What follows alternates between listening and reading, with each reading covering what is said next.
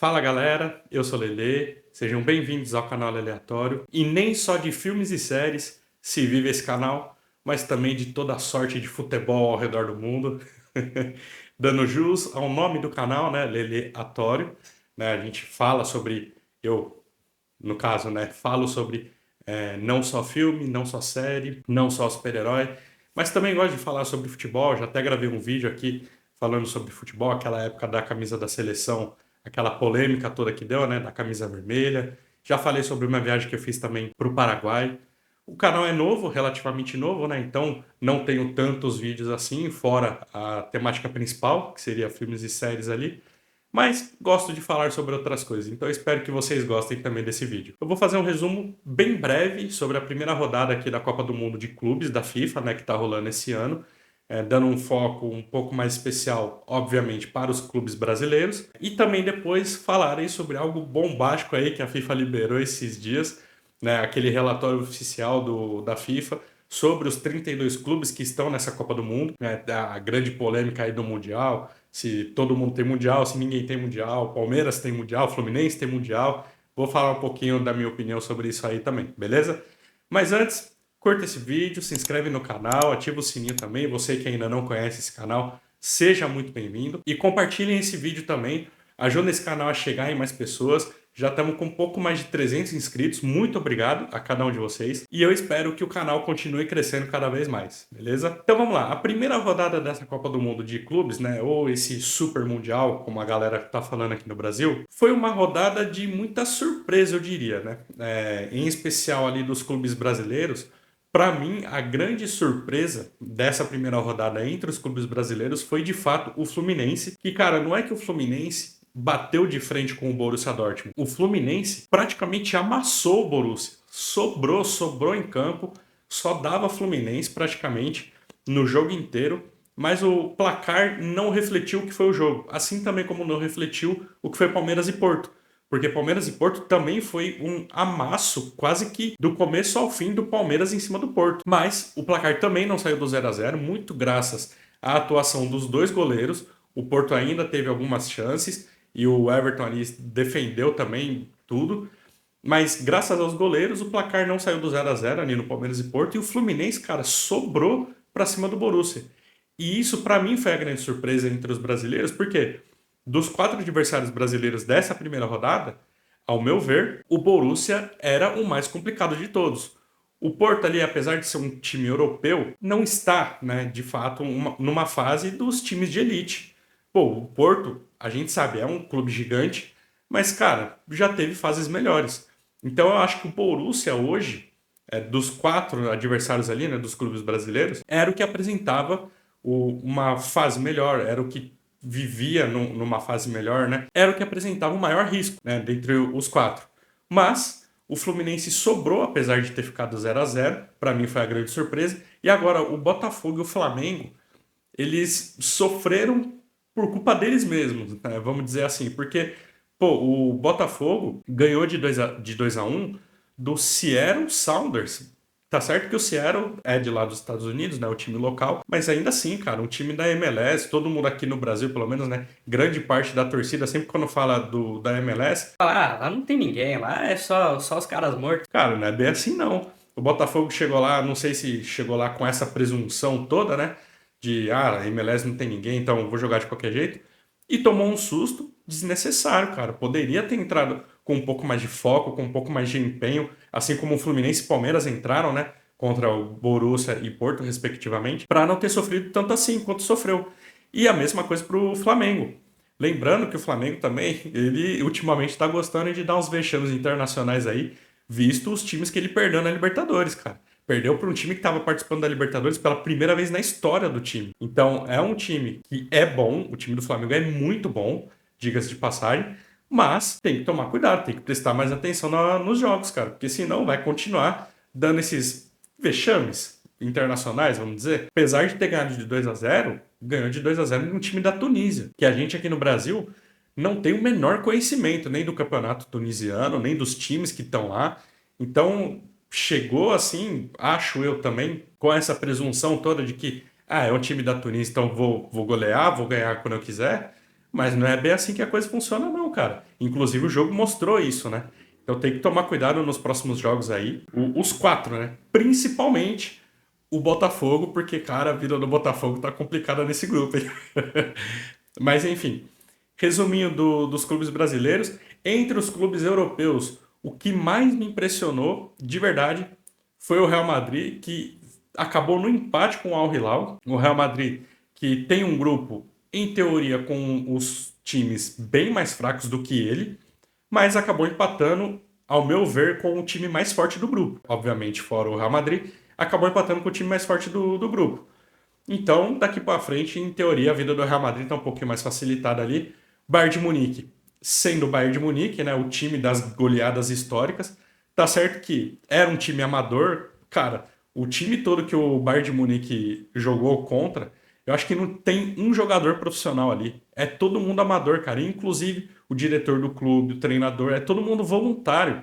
Então, eles terem perdido só de 10-0, para eles foi até uma vitória. E é legal isso, porque eles mesmos reconhecem que, cara, a diferença é muito grande de qualidade entre eles e o Bayern de Munique. Então, para eles, só de estar nesse Mundial já é uma vitória, uma conquista gigantesca. E deveria ser assim mesmo, né? Eles deveriam encarar dessa forma. Um outro time que me impressionou bastante, né, entre os europeus foi o próprio PSG. O PSG que ganhou de 4-0 do Atlético. Cara, não é fácil fazer gol no Atlético, ainda mais fazer 4 gols.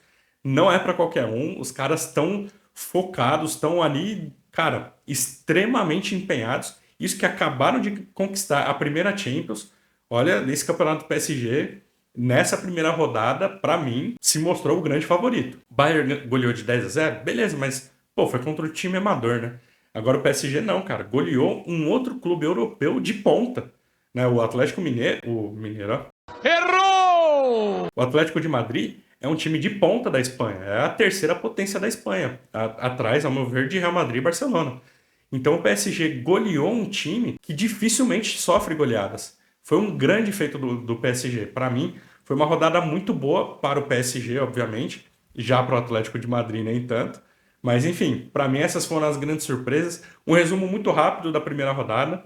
Inclusive, se vocês gostaram desse meu resumo aí, deixa aqui nos comentários também, vocês que não conhecem o canal, deixa aqui no comentário também a opinião de vocês, se vocês estão acompanhando, né, esse Mundial, porque me surpreendeu muito esse Mundial, tá? Agora vou ser bem sincero aqui, eu não esperava o engajamento que tá tendo esse Mundial, não esperava a audiência que tá dando esse Mundial, e não esperava a repercussão toda, jogo após jogo, cara. E ainda mais, esses jogos, esses embates entre europeus e sul-americanos, a gente teve um Benfica e Boca, que o Boca saiu ganhando de 2-0. Cara, um negócio extraordinário, que pra mim não cabia na nossa realidade um negócio desses. Porque não só eu, mas muita gente que eu converso tem essa mentalidade de que clubes europeus nadam de braçadas aqui na América do Sul, na América do Norte, no resto do mundo. Só que a realidade não é assim. E esse Mundial tá mostrando isso pra gente, né? Aí tem aquele que vai falar... Mas agora é final de temporada para os times europeus. Eles estão todos desgastados. Cara, mas se você for pensar por esse lado, em dezembro, quando acontece, né, o Mundial tradicional que a gente conhece, é final de temporada para nós brasileiros. Ninguém fala esse discurso também. Ah, não, mas é final de temporada de time brasileiro, tá todo desgastado. Normal o time europeu se sobressair contra o time brasileiro, porque é final de temporada. Ninguém fala isso. O que todo mundo fala é que, não, o time europeu vai amassar, porque o time europeu é muito melhor. Ninguém vem com esse papo de final de temporada e tal. Aí agora, meio que tenta defender o time europeu, falando que é final de temporada para eles e pra gente não. O Palmeiras, por exemplo, jogou muito mais do que o Porto esse ano. E é final de temporada pro Porto. Então, até que ponto realmente esse discurso faz sentido? Enfim, vamos falar agora da grande polêmica que teve, a bomba aí que a FIFA soltou no colo de todo mundo. E olha só que coisa, eles soltaram esse relatório no dia de encerramento da primeira rodada dessa Copa do Mundo de clubes. Não acho que foi à toa, porque essa Copa do Mundo de clubes é algo que eles já estavam querendo fazer há um bom tempo. E aí, quando começou, né, o Mundial, tinha até aquele receio de, pô, os estádios não estão tão lotados, não vendeu tanto ingresso e tal, vamos começar a fazer promoção, liberar ingresso pra galera, para lotar os estádios. Então teve esse receio antes de começar, porque depois que começou o campeonato, cara, tá muito bom, cara. Os jogos estão muito legais de acompanhar, o nível técnico tá legal, a arbitragem em alguns jogos parece a arbitragem do Brasileirão. A arbitragem precisa melhorar e não é só aqui no Brasil. O Campeonato Mundial tá mostrando isso pra gente, que é um negócio geral praticamente. Toda a repercussão que tem tido essa Copa do Mundo desde o primeiro dia tem sido muito positivo. E a FIFA viu isso e agora eles soltaram esse relatório oficial aí de informações, né, dos 32 clubes participantes. E o que eles fizeram nesse relatório? E o que gerou toda essa grande polêmica? Eles pegaram todas as conquistas intercontinentais, seja a Copa Rio, seja aquela Copa Toyota que tinha entre o sul-americano e o europeu, pegaram copas que existiam entre clubes africanos e da Oceania, da Ásia, pegaram todos esses campeonatos, até o Mundial que a gente conhece do final do ano, onde pega o campeão de cada um dos campeonatos continentais, pegaram todas essas conquistas de todos os clubes na história, inclusive a Copa Rio do Fluminense e do Palmeiras, e colocou tudo no mesmo balaio. Tem todas as mesmas importâncias, é tudo Copa Intercontinental. Então, ou seja, de acordo com o relatório da FIFA, não brinque comigo, brinque com a FIFA, né? Lembra aquele papinho? Ah, vai reclamar com a FIFA? Pois é, agora vai você reclamar com a FIFA, porque agora é todo mundo campeão intercontinental. Não existem mais campeões mundiais, não existe mais clube campeão mundial. O primeiro clube campeão mundial será o campeão desse campeonato que está acontecendo agora. Inclusive, no relatório da FIFA, né, esse relatório oficial que a FIFA mandou, tem a fala do presidente da FIFA falando que o mundo vai conhecer o primeiro campeão mundial de fato. Essa é a aspa dele, que vem logo na segunda página do relatório. Se você não parou para ler o relatório inteiro, faça isso. Só nas 4 primeiras páginas, eles falam mais de 4 vezes que esse é o primeiro campeonato verdadeiramente global. Essa vai ser, pela primeira vez na história, um campeonato com um campeão mundial de fato, um campeão mundial de verdade. Tem umas 4 ou 5 vezes que eles usam expressões parecidas com essa. Para quê? Para dar ênfase de que, até aqui, tudo que a gente já viu é Copa Intercontinental. A partir desse campeonato de agora, aí sim, o campeão vai ser o verdadeiro campeão mundial de clubes. Beleza? Reclame com a FIFA, não é comigo. Então você que fala que é trimundial, você que fala que tem 2 mundiais com uma Libertadores, parabéns, vocês não têm nenhum mundial, assim como o Palmeiras também não tem, assim como o Santos também não tem, como ninguém no mundo tem um campeonato mundial para chamar de seu. Porque agora, de acordo com a FIFA, não existe campeão mundial. O primeiro será o campeão desse torneio de agora. Beleza? Mas essa é a minha opinião, me embaso na FIFA, que vocês tanto adoram defender, né, a opinião da FIFA, mas deixa aqui nos comentários agora a opinião de vocês, ok? E outra, se forem discordar de mim, vocês não estarão discordando de mim, estarão discordando da FIFA. Mas sejam educados nos comentários, por favor. Fechou? Abraço!